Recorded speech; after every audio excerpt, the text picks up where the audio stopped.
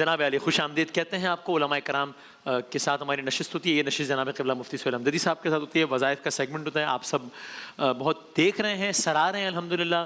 بہت اچھا feed back مل رہا ہے. سوشل میڈیا پر بھی ہمیں اندازہ ہے کہ بہت لوگ دیکھ رہے ہیں, اور ظاہر ہے بہت خوشی اور اطمینان اس بات کی ہے. جس طرح مفتی سہیل صاحب کہتے ہیں کہ یہ کوئی اس طرز کا کوئی وہ نہیں ہے کہ جناب آپ کو اجازت چاہیے اور یہ کرنا ہے اور پتہ نہیں فلاں عمل کرنا ہے.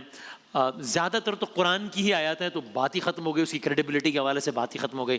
اور ورنہ اگر قرآن کی آیت کے علاوہ بھی ہے تو انتہائی مستند حوالے ہیں جس میں کوئی اشکال نہیں ہے. تو الحمدللہ وہ ذکر بھی ہو رہا ہے, اور انشاءاللہ اللہ نے چاہا تو مسائل کے حل کا سبب بھی بنے گا. جناب قبلہ مفتی سہیل احمدی صاحب موجود ہیں. السلام علیکم. وعلیکم السلام ورحمۃ اللہ. بخیر ہیں؟ الحمدللہ. میں بہت خوشی ہے کہ لوگ بہت اس کو فالو بھی کر رہے ہیں, بہت اچھا فیڈ بیک. الحمدللہ تعالیٰ کا بہت کرم ہے, اور میرے ساتھ اے آر وائی کی مینجمنٹ کے ساتھ آپ بھی بہت دعائیں لے رہے ہیں. جزاک اللہ, جزاک اللہ. اللہ تعالیٰ جو تھوڑا بہت انشاءاللہ ہمیں بھی اس کا اجر دے دیں. کافی ہو جائے گا. اللہ کرے انشاءاللہ. الہ آمین.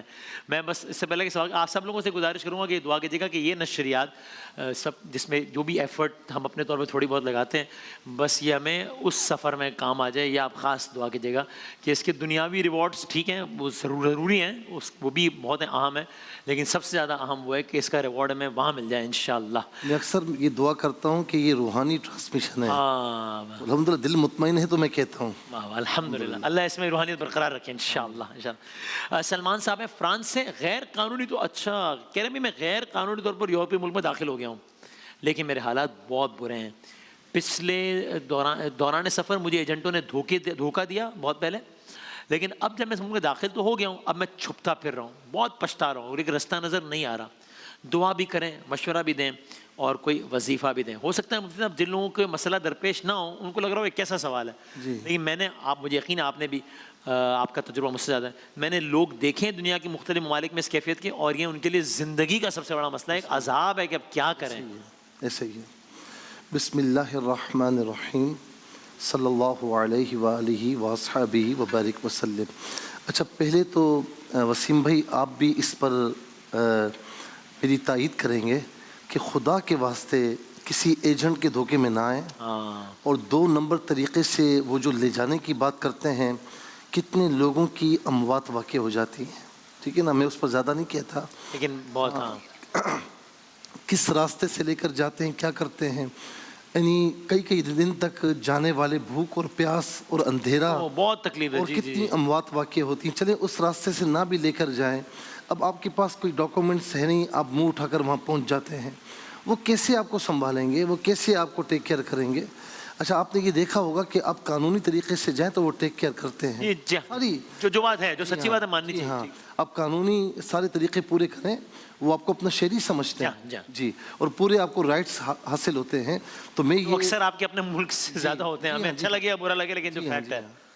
تو میں ہاتھ جوڑ کے یہ عرض کروں گا کہ خدا کے واسطے کہ باہر جانا ہے بالکل جائیں. اچھا باہر جو زیادہ تر ہمارے نوجوان طبقہ جا رہا ہے نا, وہ بھی پاکستان کے حالات سے تنگ ہو کر جا رہا ہے. یہاں پر حالات ملک چھوڑ لو کون چاہتا ہے, کون جاتا ہے.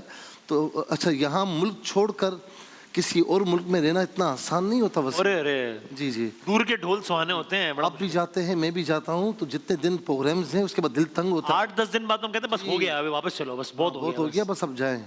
الحمدللہ. تو بہرحال آپ کے ساتھ یہ معاملہ اب ہو چکا ہے.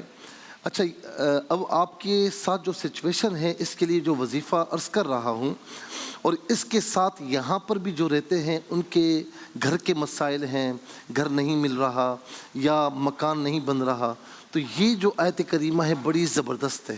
ٹھیک ہے نا, سورہ اعراف کی آیت نمبر 10 ہے. ٹھیک. بسم اللہ الرحمن الرحیم. وَلَقَدْ مَكَّنَّاكُمْ فِي الْأَرْضِ وَجَعَلْنَا لَكُمْ فِيهَا مَعَايِشَ قَلِيلًا مَا تَشْكُرُونَ. وَلَقَدْ مَكَّنَّاكُمْ فِي الْأَرْضِ وَجَعَلْنَا لَكُمْ فِيهَا مَعَايِشَ قَلِيلًا مَا تَشْكُرُونَ. اس کا ترجمہ یہ ہے کہ ہم نے تمہیں زمین میں اختیارات کے ساتھ بسایا اور تمہارے لیے یہاں سامان زیست فراہم کیا. زیست کا معنی ہے زندگی. اچھا, مگر تم لوگ کم ہی شکر گزار ہوتے ہو. قلیلا ما تشکرون. واہ واہ, قلیلا ما تشکرون. اچھا نماز کی پابندی رکھیں میرے بھائی, اور جس کے ساتھ بھی یہ مسئلہ ہے اور جو یہاں پر ہیں گھر کے مسائل حل نہیں ہو رہے، کرائے پر رہتے ہیں، ایک طویل عرصے سے ایفرٹس کر رہے ہیں، ایک تو میں کہوں گا کہ گھر بیٹھے بیٹھے کام نہیں ہوتا، تھوڑی کوشش کریں، اسٹرگل کریں انشاءاللہ۔ دیکھیں ایک مقولہ ہے من جدہ وجدہ، جو کوشش کرتا ہے نا وہ پاتا ہے۔ آپ کوشش کریں، نماز کی پابندی رکھیں، اور یہ وظیفہ یہ فجر کے بعد، عصر کے بعد اور عشاء کے بعد یہ پڑھیں۔ اور میں اکثر زور دیتا ہوں اس بات پر کہ اس کے جو میننگز ہیں، اس کی جو ٹرانسلیشن ہے، اس کو مد نظر رکھتے ہوئے پڑھیں، اور اس آیت کریمہ کو اپنے اوپر طاری کریں کہ یہ میرا مسئلہ ہے، اور اللہ تعالیٰ کی بارگاہ میں تواضع کے ساتھ، انکساری کے ساتھ 3 نمازیں ہیں، فجر، عصر اور عشاء، 11 مرتبہ پڑھیں، اول آخر 3 بار درود شریف کے ساتھ، اور ہو سکے، اب یہ ضروری نہیں، ہو سکے تو اس کے بعد کچھ دیر دعا بھی کریں۔ صحیح۔ اگر 3 ٹائم دعا نہیں کر سکتے تو کم از کم عشاء کے بعد تھوڑا سا پڑھ کے دعا کریں۔ آپ دیکھیں کہ کچھ عرصے میں اللہ تبارک و تعالیٰ آپ کا یہ مسئلہ حل فرمائے گا۔ میں نے یہ وظیفہ، میں ملک کا نام نہیں لوں گا، میں جب وہاں پر گیا تو ایک بندہ ایسا آیا میرے پاس اور کہا کہ مفتی صاحب یہ معاملہ ہے، تو میں نے ڈانٹا اسے پہلے کہ آپ اس طرح آئے کیوں ہو؟ اب ایک چیز ہو گئی ہے، یہ پڑھنے کے لیے دیا ہے، مجھے رمضانوں سے پہلے اس کی کال آئی کہ مفتی صاحب میرا مسئلہ ہے۔ ارے واہ واہ، کیا، چلو الحمد۔ اس وظیفے کو معمولی نہ سمجھیے گا، یہ قرآن کی آیت ہے، جی اللہ رب العالمین کا پاک کلام ہے۔ دوسرا یہ ہے کہ باسط اور شکور، باسط کشادگی پیدا کرنے والا اور شکور صلہ دینے والا، یا باسطو یا شکورو، چلتے پھرتے وضو ہو یا نہ ہو، یہ اللہ تعالیٰ کے صفاتی نام ہیں، ان کو چلتے پھرتے پڑھیں، یہ اس وظیفے کے ساتھ مبد اور معاون ہو جائیں گے، اور انشاءاللہ آپ کا کام دنوں میں ہو جائے گا انشاءاللہ۔ زبردست، جزاک اللہ۔ وقت کم ہے لیکن یہ ایک سوال جو بہت ہی زیادہ آتا ہے اس کے حوالے سے، ہر دوسرا بندہ اس خدشے کا شکار ہے کہ میرے ساتھ اگر کچھ غلط ہو گیا تو کسی نے جادو کر دیا ہے، کسی نے ٹونا کر دیا ہے، کسی نے یہ کر دیا ہے، اس پہ کیا بتائیں؟ یہ بہت ہی زیادہ ہر دوسرے دن سوال آ رہا ہوتا ہے۔ یہ کئی مرتبہ مجھے لوگوں نے میسیجز کیے کہ مفتی صاحب اس پر بات کریں۔ اچھا، ہم نے جادو کے توڑ کے لیے، آپ کو یاد ہوگا سورہ فلق، بالکل معوذتین، لیکن یہ جو وظیفہ میں بتا رہا ہوں یہ بالکل آسان ہے۔ اچھا جی جی، اور کتنا ہی بڑا جادو کیوں نہ ہو، یہاں تک کہ کسی نے جادو کا سامان کہیں دفنایا کیوں نہ ہو، اچھا، اللہ تبارک و تعالیٰ اسے خود بخود باطل کر دے گا، اس کا اثر ختم ہو جائے گا انشاءاللہ۔ کیا ہے یہ سورہ یونس سے 11واں پارہ ہے، اور سورہ یونس کی آیت نمبر 81 ہے۔ اچھا، اور اس کا پس منظر یہ ہے کہ جب موسیٰ علیہ السلام اور جادوگر آمنے سامنے آئے، اور جادوگروں نے جب جادو دکھایا تو موسیٰ علیہ السلام نے فرمایا کہ ما جئتم بہ السحر، تم جو جادو لے کر آئے ہو نا، ان اللہ سیبطلہ ان اللہ لا یصلح عمل المفسدین، یہ آیت کریمہ کا حصہ ہے، 81 آیت سورہ یونس۔